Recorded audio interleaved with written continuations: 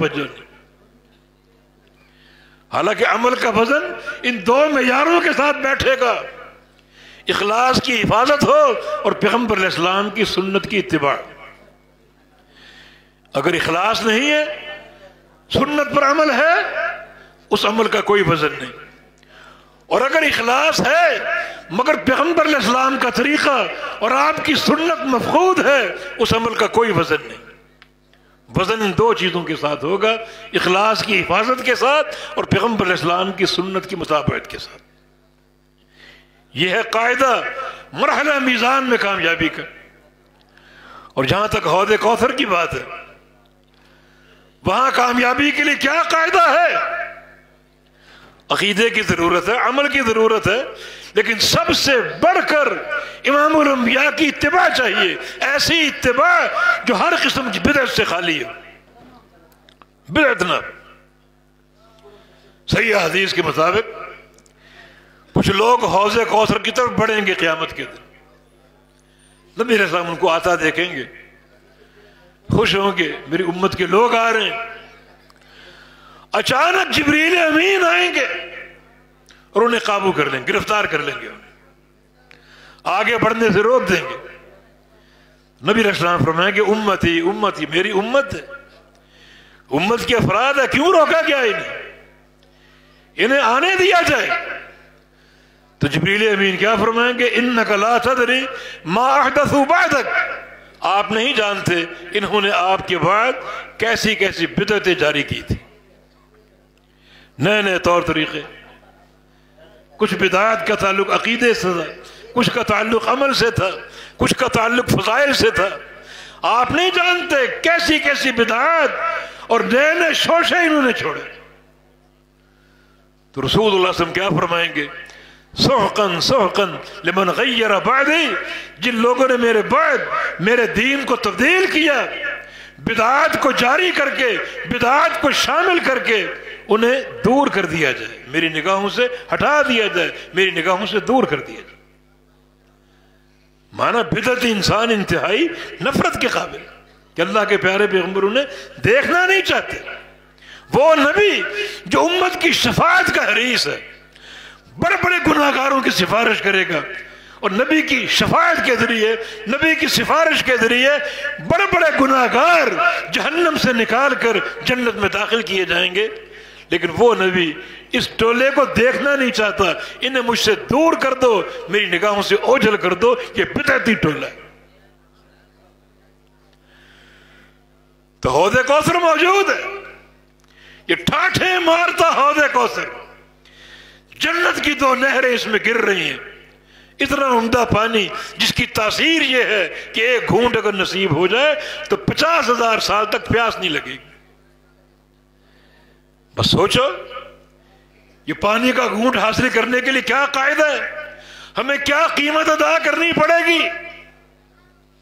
یہ جذبات کا معاملہ نہیں ہے، نہ یہ ایسا معاملہ ہے جناب نبی کی شان میں قصیدہ کہہ لو، کوئی محفل میلاد مقرر کر لو، شفاعت بھی مل جائے گی، حوض کوثر کا پانی بھی مل جائے گا. یہ دین تمہارے گھر کی باندھی نہیں ہے، جس طرف چاہو اس کو ڈھال لو. یہ دین کتاب و سنت کا نام ہے اور قرآن و حدیث کے قواعد کا نام ہے. حوض کوثر کا پانی ان لوگوں کو نصیب ہوگا جو پیغمبر اسلام کی سنت سے محبت کرنے والے اور پوری قوت سے بدعت سے نفرت کرنے والے ہوں گے. افسوس آج معاشرے میں یہ نقطہ تقریباً مفقود ہے. سنت مصطفیٰ علیہ السلام کی اہمیت نہیں. نمازیں پڑھی جا رہی ہیں اپنے طریقے سے، اپنے باپ دادا کے طریقے سے. اللہ کے پیغمبر نے نماز کیسے پڑھی یہ شعور کسی کو نہیں، یہ توفیق کسی کو نہیں. جیسے باپ دادا پڑھتے ہیں، جیسے برادری میں پڑھی جا رہی، جیسے امام کی فقہ ہے، جیسے اپنے پیر کی تعلیم ہے، مرشد کی تعلیم ہے، لیکن پیغمبر علیہ السلام کی سنت کا دروازہ کوئی نہیں کھٹکھٹاتا. حج کرنے جاتے ہیں، ہاتھ میں کتابیں لیے، ان کتابوں میں بیشتر چیزیں بدعت پر قائم ہوتی. دیکھ کر افسوس ہوتا ہے. ہمارے گروپ میں ایسے بہت سے لوگ تھے، کئی دفعہ موقع ملا ان کو سمجھا کر تھک گئے کہ بڑا مہنگا پیکج تم لے کر آئے ہو، لاکھوں روپے خرچ کر کے، اور جو کتاب تمہارے ہاتھ میں ہے تمہارے حج کو برباد کر کے رکھ دے گی۔ یہ کتاب کیا ہے؟ یہ بدعات کا مرقع ہے، تمہارا حج برباد ہو جائے گا، لیکن کوئی نہیں سنتا، کوئی نہیں سنتا۔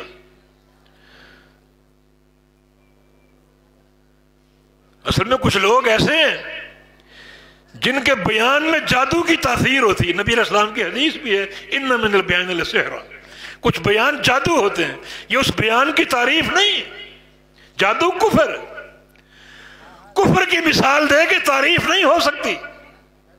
مانا کچھ لوگ ہیں ایسے جن کا بیان، جن کا طرز گفتگو لچھے دار ہوگا اور لوگوں پر سحر قائم ہو جائے گا، اب وہ لوگ نہیں مانتے۔ ہمارے مولانا نے فرما دیا، یہ ہمارے مولانا کی باتیں ہیں۔ مشہور ہے ایک مولانا، بستر لے کر گھومنے والی جماعت، لوٹے ہاتھ میں لے کر، بس بیان کا جادو سر پہ چڑھ چکا، یہ تعریف نہیں ہو رہی۔ ایسا شخص جس کا بیان لچھے دار ہو، کتاب و سنت سے ہٹ کر، وہ جادوگر سے بدتر، کیونکہ جادوگر کا جادو اگر وہ کرے گا وہ ایک شخص پر مسلط ہوگا، ایک شخص کے جسم پر آئے گا، لیکن یہ شخص جو ہے اس کو سننے والے لاکھوں ہو سکتے ہیں، اور وہ جادو کی تاثیر ایک ہی وقت میں لاکھوں افراد پر ہو سکتی۔ حدیث دیکھو اللہ کے نبی کی، تیار نہیں، بس ہمارے مولانا نے فرما دی، اس کو ہم نہیں چھوڑیں گے۔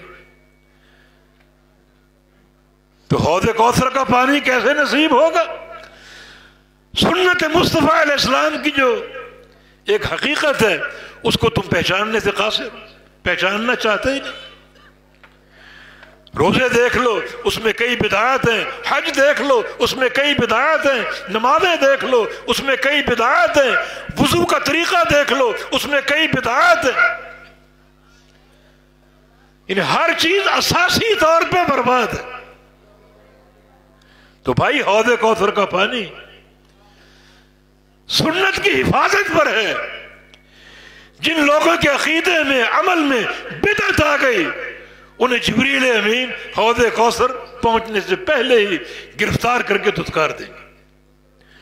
اللہ تعالیٰ کے نبی بھی اس سے نفرت کا اظہار کریں گے، سحقاً سحقاً لمن غیر بعدی، جنہوں نے میرے بعد میرے دین کو تبدیل کیا، بدعات کو شامل کر کے، بدعات کو داخل کر کے ان کو ہٹا دیا جائے۔ وہ نبی جو قیامت کے دن گناہگاروں کی سفارش کرے گا، جس کی سفارش سے کئی لوگ بخشے جائیں گے، ابتداءً جنت میں داخل ہو جائیں گے، وہ نبی جس کی سفارش سے کئی لوگوں کو جہنم سے نکال کر جنت میں داخل کیا جائے گا، وہ نبی جس کی سفارش سے کئی جہنمیوں کی سزا میں تخفیف ہو جائے گی، وہ نبی امت کی شفاعت کا حریص، مگر ان لوگوں سے نفرت کا اظہار، ان کو دور کر دو، ہٹا دو انہیں، اس بدعتی ٹولے کو میری نگاہوں سے دور کر دو۔ یقیناً محمد الرسول اللہ صلی اللہ علیہ وسلم ساقی کوثر، جام کوثر پیش کرنے والے اور کوثر کا پانی پلانے والے، لیکن کس کو؟ اس عظیم مرحلے کو، اس عظیم مقام کو اپنی ذاتی حکایتوں، ذاتی خواہشوں اور تمناؤں پر قربان نہ کرو۔ جناب آپ کی شان میں قصیدہ کہہ دیا تو حوض کوثر کا پانی مل جائے گا، اس کے پیچھے عقیدہ ہے، اس کے پیچھے مصطفیٰ علیہ السلام کی سنت ہے، سنت کی اتباع ہے۔ بندہ اس طرح اللہ کے پیغمبر کی سنت سے جڑ جائے جیسے اللہ چاہتا ہے، اطیعوا اللہ واطیعوا الرسول فلا تبطلوا اعمالکم، اللہ کی اطاعت کرو، اللہ کے رسول کی اطاعت کرو اور اپنے اعمال کو برباد نہ کرو۔ ان تطیعوا تہتدوا، اگر میرے حبیب کی اطاعت کرو گے تو تم ہدایت پر ہو، ورنہ گمراہ ہو۔ لقد کان لکم فی رسول اللہ اسوۃ حسنہ، تمہارے لیے صرف رسول اللہ کی ذات نمونہ ہے۔ پیچھے علماء بیٹھے، پوچھ لیجئے یہ انداز کیسا ہے، انداز بیان کیسا ہے؟ فی رسول اللہ، یہ جار مجرور مقدم، اس تقدیم میں حسر کا فائدہ ہے.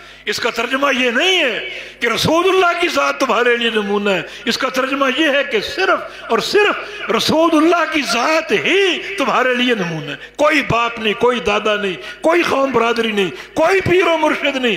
ایک ہی شخصیت نمونہ ہے، اور وہ شخصیت صرف محمد الرسول اللہ کی شخصیت صلی اللہ علیہ وسلم. تو یہ وہ سری قاعدہ ہے اس عظیم نعمت کو پانے کا کہ حوض کوثر کا پانی نصیب ہو جائے. حوض کوثر کا ذکر اللہ نے قرآن میں بھی کیا. بسم اللہ الرحمن الرحیم انا اعطیناک الکوثر فصل لربک وانحر ان شانئک هو الابتر. اے نبی صلی اللہ علیہ وسلم، بے شک ہم نے آپ کو کوثر دیا. کوثر کے کئی معنی، کثرت امت کہہ دو، کثرت خیر کہہ لو. جب معنی میں تضاد نہ ہو تو سارے معنی مراد ہو سکتے. کثرت امت کی نعمت بھی دی. نبی علیہ السلام کی حدیث ہے انی مکاثر بکم الامم یوم القیامہ تزوج البدود بالبلود. تزوج البدود البلود، شادیاں کرو ایسی عورتوں سے جو زیادہ محبت کرنے والی ہو اور زیادہ بچے جننے والی ہو کہ میں قیامت کے دن کثرت امت کے ساتھ فخر کروں گا سارے انبیاء پر. میری امت کی تعداد سارے انبیاء سے زیادہ ہو. تو انا اعطیناک الکوثر، ہم نے آپ کو کثرت امت سے نوازا، کثرت خیر سے نوازا. ایسے ایسے عمل دیے کہ ان اعمال کا اجر بے تحاشا، جس کے خیر ہونے میں کیا شک ہو سکتا. ایسے بے تحاشا عمل. ایک مثال آپ کو دیتا ہوں. رسول اللہ صلی اللہ علیہ وسلم کی حدیث ہے من عاد اخاہ صباحا، من عاد اخاہ صباحا صلی علیہ 70,000 ملک حتی المساء. جو شخص اپنے کسی بیمار مریض کی بیمار پرسی کے لیے صبح کو جائے، صبح جائے گھر سے اپنے فلاں بھائی کو دیکھنے جو بیمار ہے، 70,000 فرشتے صبح سے شام تک آپ کے لیے استغفار کی دعا کریں گے. یہ خیر نہیں؟ کثرت خیر. کتنا بڑا اجر آپ کے لیے دیا. ومن عاد مریضا مساء صلی علیہ 70,000 ملک حتی الصباح. جو شام کو اپنے بھائی کی بیمار پرسی کے لیے جائے، کسی مریض کی جو ہے وہ تیمارداری کے لیے جائے، 70,000 فرشتے اس کے لیے استغفار کی دعا کریں گے صبح ہونے تک. ایسی بے شمار احادیث موجود ہیں، بے شمار نصوص موجود ہیں. یہ دین خیر ہی خیر. وما ارسلناک الا رحمۃ للعالمین، ہم نے آپ کو سارے جہانوں کے لیے رحمت بنا کر بھیجا، جس کا سب سے واضح معنی یہ ہے کہ جو آپ کو دین دیا وہ دین سراسر رحمت. نمازیں 50 فرض ہوئی تھی، 50. موسیٰ علیہ السلام نے کہا سل ربک تخفیف، اپنے رب سے تخفیف کا سوال کرو. انی جربت بنی اسرائیل، میں نے بنی اسرائیل کا تجربہ کیا ہے. ان پر 2 نمازیں فرض تھیں، وہ 2 نہیں پڑھ سکی. تم 50 کیسے پڑھو گے؟ بنی اسرائیل کی قوت تم سے زیادہ، ان کے وسائل تم سے زیادہ، ان کی طاقت تم سے زیادہ، وہ 2 نمازیں نہیں پڑھ سکے، تم 50 کیسے پڑھو گے؟ نبی علیہ السلام نے بار بار تخفیف کا سوال کیا، حتیٰ کہ اللہ تعالیٰ نے آخری جو قول فصل فرمایا وہ 5 نمازیں. لا یبدل القول لدی، اس میں اب تبدیلی نہیں ہوگی. 5 نمازیں حتمی اور قطعی. اور ساتھ ہی کیا فرمایا؟ ہن 5 وہن 50. نمازیں 5 ہی کر دی میں نے، تخفیف کر دی، لیکن اجر میں کمی نہیں کی. اجر 50 نمازوں کا دوں گا. جو 50 نمازوں کا ثواب جو پہلے لکھا جا چکا، ثواب وہی ملے گا. نمازیں کم کر دی. یہ خیر کثیر ہے یا نہیں؟ اللہ تعالیٰ کی رحمت کے مظاہر ہیں یا نہیں؟ اس امت کے تعلق سے نبی علیہ السلام کی حدیث ہے نحن الآخرون السابقون، ہم وہ امت ہیں جن کا دور سب سے آخری ہے، زمانہ سب سے آخری ہے، لیکن قیامت کے دن جنت میں سب سے پہلے ہم جائیں گے۔ نوح علیہ السلام کی امت، ابراہیم علیہ السلام کی امت ہمارے بعد داخل ہوگی، جنت میں پہلے ہم جائیں گے۔ یہ خیر کثیر، انا اعطیناک الکوثر، اور کوثر کا ایک معنی یہ حوض کوثر، یہ قیامت کی نعمت عظمی، بہت بڑی نعمت، کہ اس دن سورج 1 میل کے فاصلے پر ہوگا، پیاس کی بھی شدت ہوگی، اور ظاہری جو انسان کے جسم کی حالت ہے، پسینہ بدترین پسینہ ہوگا، اتنا تکلیف دہ ہوگا کہ وہ لوگ کہیں کہ یا اللہ ارحنا منہ، ہمیں پسینے سے نجات دے دے، خواہ جہنم میں ڈال دے، اتنا خوفناک پسینہ۔ تو یہ حوض کوثر، انسان ایک گھوٹ پی لے گا، پیاس کی شدت ختم، 50,000 سال کھڑا رہے گا، پیاس نہیں لگی۔ عرش کا سایہ مل گیا، وہ ظاہری سایہ جو ہے انسان کے جسم کی ظاہری گرمی کو دور کر دے گا، پسینے سے بچ جائے گا۔ یہ حوض کوثر، فصلی لربک وانحر، اس کا شکریہ ادا کرو، اور شکریہ ادا کرنے کے لیے 2 کام کثرت سے کرو۔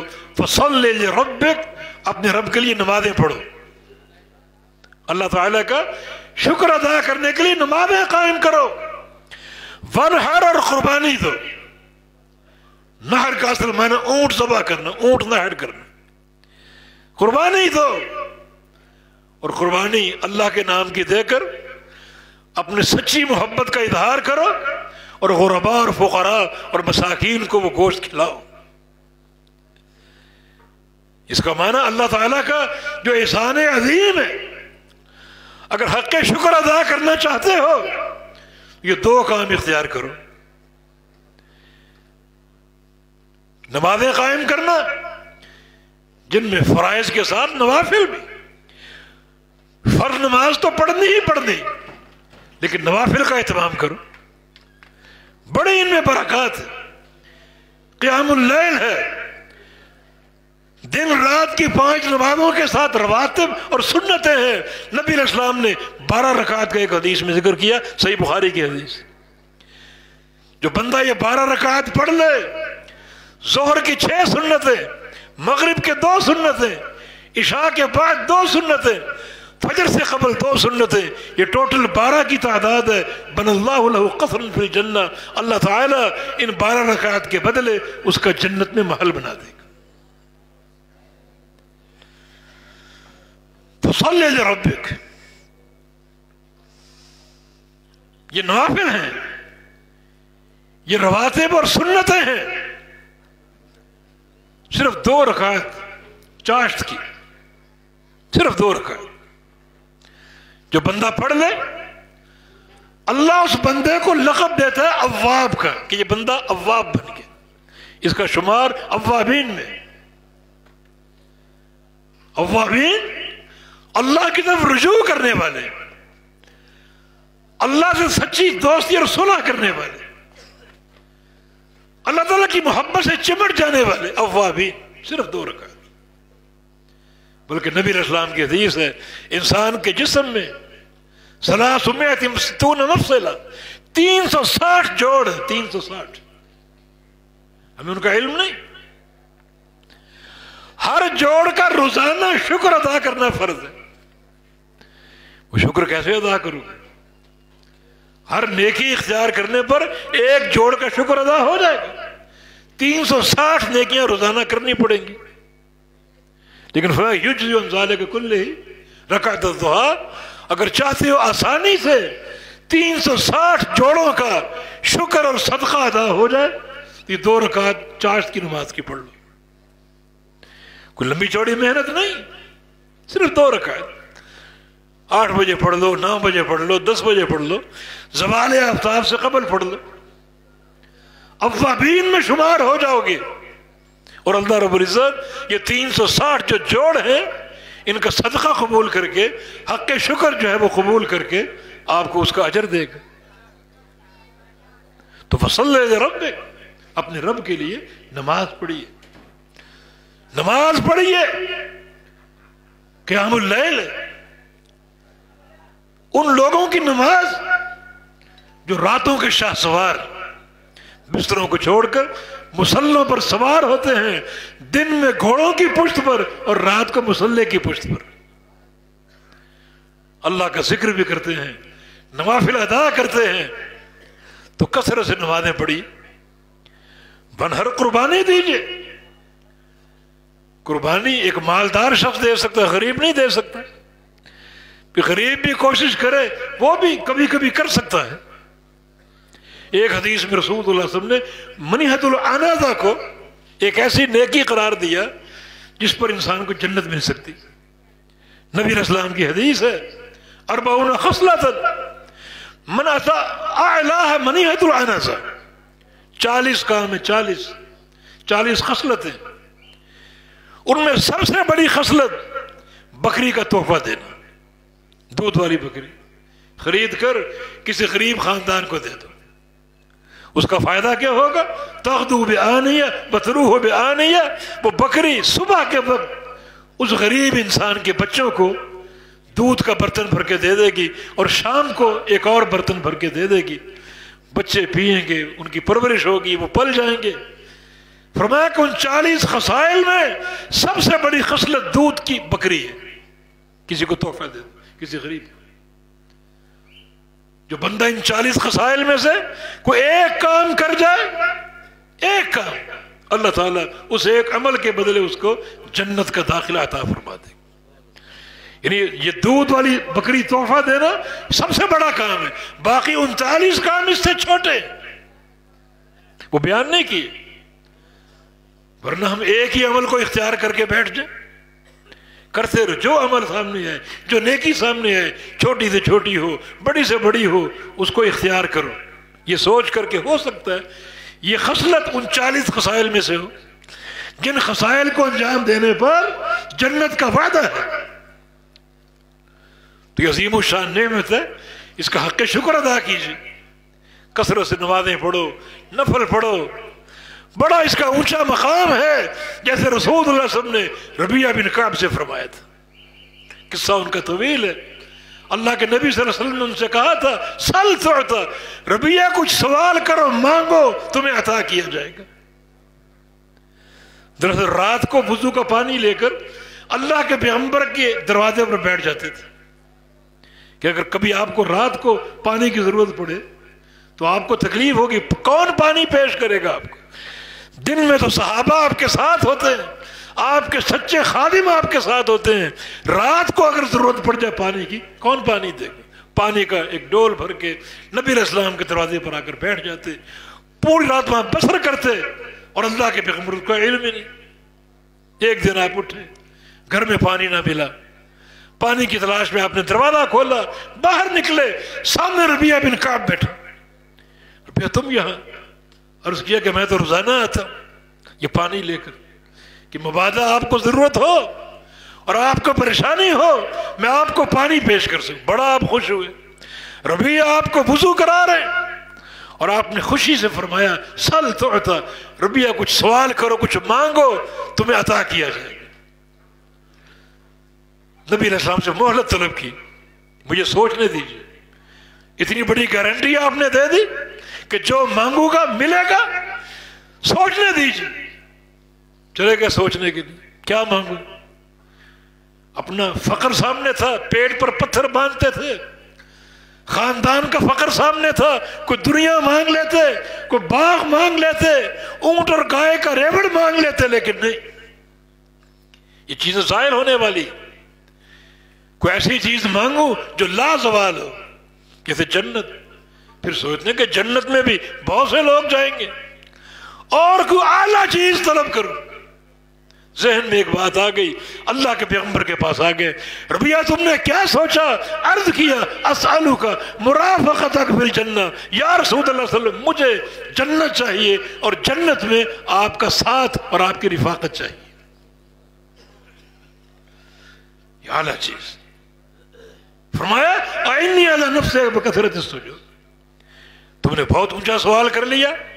اگر واقعی یہ چاہیے تو کثرت سے نفل پڑھو، کثرت سے سجدے کرو. اللہ تعالیٰ کثرت سجود اور کثرت نوافل کی برکت سے جنت بھی دے گا اور جنت کے اندر میری رفاقت بھی دے گا.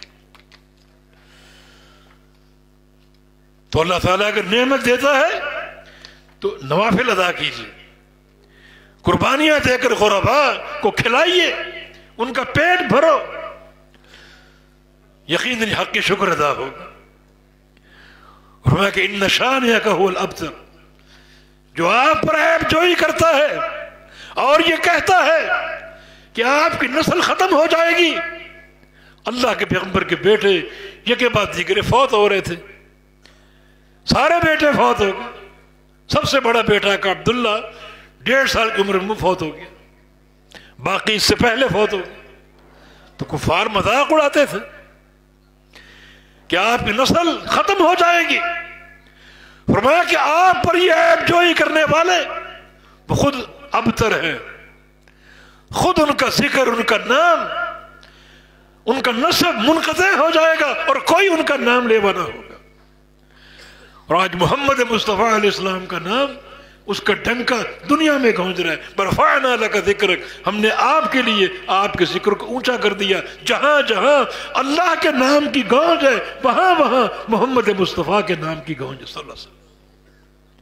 ان کفار کو کون جانتا ہے، کون ان کا نام لینے والا؟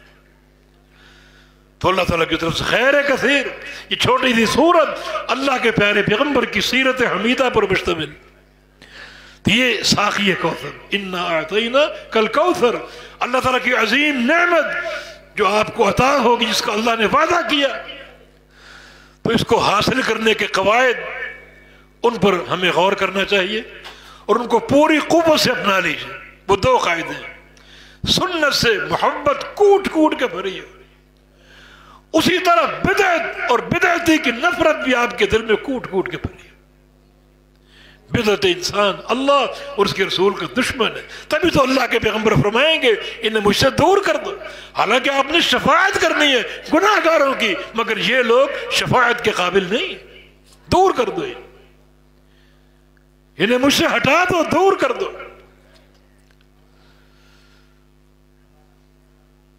تو یہ نعمت عظمی حوض کوثر کی، جس کو اللہ نے وعدہ کیا یہ آپ کو عطا ہوگی. اور اس کو پانے کے لیے یہ 2 قیمتی قواعد، پوری قوت سے سنت سے محبت کرو، سنت پر عمل کرو، اسی قوت کے ساتھ بدعت اور اہل بدعت سے نفرت کرو. بدعت انسان ایسا نہیں ہے کہ جناب اسٹیجوں پر ان کو ساتھ بٹھاؤ، ہاتھوں میں ہاتھ ڈال کر یگانگت اور محبت کا اظہار کرو، ان کے جنازے پڑھو. یہ کون سا دین ہے، کون سی توحید ہے اور کون سا محبت ہے مصطفیٰ علیہ السلام. قاضی فضیل ابن عیاض رحمہ اللہ جلیل القدر تابعی تھے، وہ فرمایا کرتے تھے کہ جس شخص نے من اکرم صاحب بدعہ فقد اعان علی ہدم الدین. جو شخص کسی بدعتی کی ذرا سی تعظیم کر لے، اس کی عزت کر لے، اس نے دین کی عمارت کو ڈھا دیا. اور جو شخص کسی بدعتی انسان کے جنازے میں شامل ہو، جب تک جنازے میں شامل رہے گا اس پر اللہ تعالیٰ کی لعنتیں برستی رہیں گی. اور جو شخص اپنی بیٹی کا رشتہ کسی بدعتی انسان سے طے کر دے اور اپنی بیٹی کسی بدعتی کو سونپ دے، فقط قطع رحمہ، اس نے اپنا رشتہ اس سے آج ہی توڑ لیا. نہ وہ اس کا باپ ہے نہ یہ اس کی بیٹی. آپ کہیں گے مجھے اس سے کیا فرق پڑتا ہے، رشتہ ٹوٹ گیا تو ٹوٹ گیا، میرے ذہن میرے سر سے بوجھ تو اتر گیا. نہیں میرے بھائی، رشتہ توڑنے کا بڑا وبال. یہ رشتہ قیامت کے دن آئے گا، حکم الرحمن کو تھام کر کہے گا یا رب سل من وصلنی واقطع عمن قطعنی. یا اللہ جس نے